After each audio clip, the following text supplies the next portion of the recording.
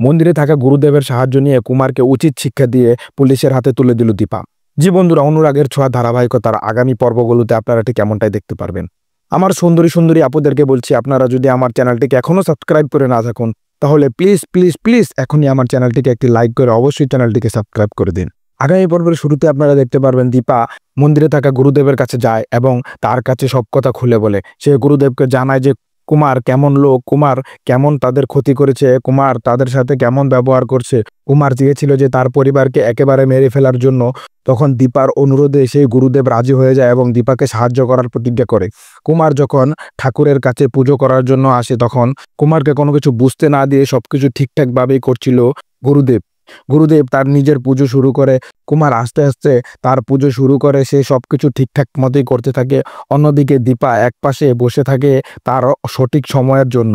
আর কুমার তার মনের আনন্দে পুজো করতে থাকে যে সে তো দীপা তার পরিবারকে মেরে দিয়েছে, সে লাবণ্যের সকল পরিবারকে মেরে দিয়েছে। এই খুশিতে সে পুজো দিতে থাকে। গুরুদেবও কুমারকে কোনো কিছু জানায় না। সে সময় মতো গুরুদেব দীপাকে ডাক দেয়। দীপা একটি লাঠি নিয়ে কুমারের কাছে আসে এবং কুমারের মাথায় একটি বাড়ি মারে।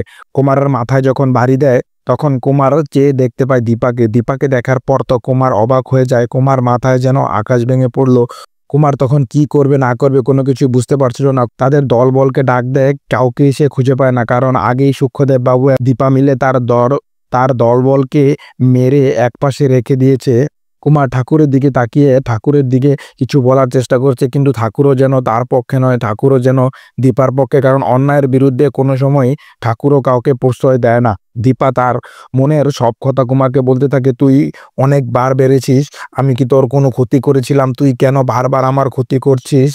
কুমার কোনো কিছু বুঝতে পারে না, কি থেকে কি হয়ে গেল। সে তো তাদেরকে আগুন লাগিয়ে মেরে ফেলে এসেছিল, কিন্তু এরা কোথা থেকে আসলো? তখন দীপা পুলিশ ফোন দেয় এবং পুলিশ ফোন দিয়ে বলে যে আমার পরিবারের যে ক্ষতি করতে চেয়েছিল তাকে আমি ধরে ফেলেছি, আপনারা তাড়াতাড়ি আসুন এবং তাকে নিয়ে যান।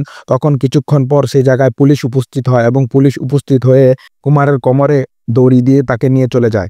জি বন্ধুরা, আপনারা যদি অনুরাগের ছোঁয়া ধারাবাহিকতার সকল লেটেস্ট আপডেটগুলো সবার আগে পেতে চান তাহলে আমাদের এই চ্যানেলটিকে এখনই একটি লাইক করে অবশ্যই চ্যানেলটিকে সাবস্ক্রাইব করে দিন। পাশে থাকার জন্য আপনাদেরকে অসংখ্য অসংখ্য অসংখ্য ধন্যবাদ। ভালো থাকবেন, সুস্থ থাকবেন।